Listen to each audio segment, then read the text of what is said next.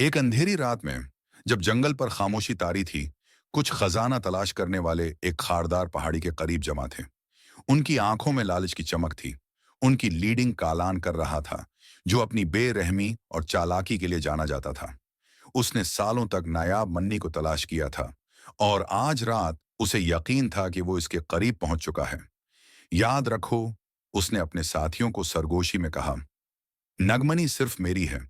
उसे छोड़ने की कोशिश भी मत करना, वरना जिंदगी से भी हाथ धो बैठोगे। वो एहतियात से झाड़ियों के बीच से गुजरते हुए आगे बढ़े।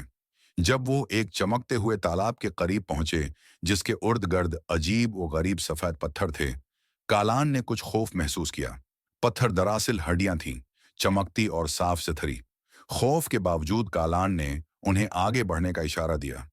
अंधेरे से एक नर्म सी सरसराहट सुनाई दी और हुआ सर्द हो गई। चंद्रेखा सायों से नमूदार हुई।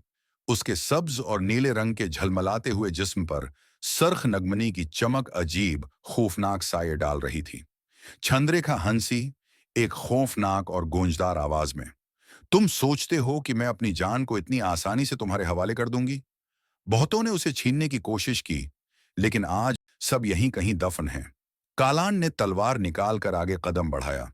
छांद्रेखा, नगमनी मुझे दे दो, तुम्हें कुछ नहीं कहा जाएगा। कालान ने फौरी हमला किया, मगर चांद्रखा बजली की सी तेजी से उसके वार से बच गई। उसके सर पर चमकती हुई नगमनी ने कालान और उसके साथियों को मशहूर कर दिया।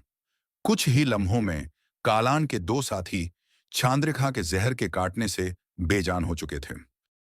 चांद्रखा की ताकत का अंदाजा लगाते हुए कालान ने आजिजी का ढोंग रचाया।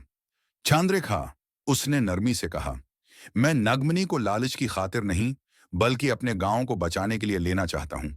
हमारा गांव मुसब्बत में है, और सिर्फ नगमनी की ताकत से ही उसको खत्म किया जा सकता है।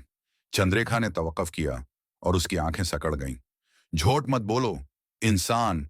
मनी अपने मालिक को खुद चनती है, और तुम्हारे दिल में सिर्फ अंधेरा है। कालान की चालाकी नाकाम हो चुकी थी। गुस्से में उसने एक बार फिर चंद्रेखा की तरफ झपटा और नगमनी को पकड़ने की कोशिश की।